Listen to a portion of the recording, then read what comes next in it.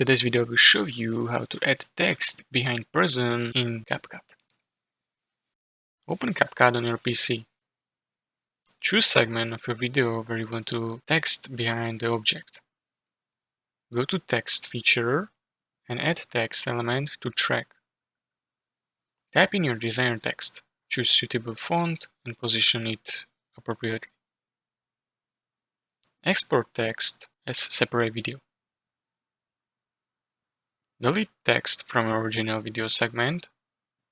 Import exported text video using media option. Overlay new imported video on the top of your original segment on the timeline. Select overlay text video.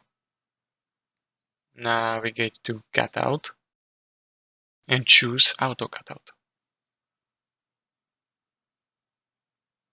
CapCut will automatically attempt to recognize the object in the video and create cutout. Fine-tune cutout if needed, especially if background isn't well defined.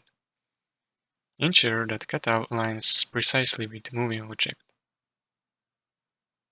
Now you can play your video to review text behind object effect. You can make any additional adjustment for perfection. You can continue editing or export video. If you found this tutorial helpful, consider subscribing and liking video.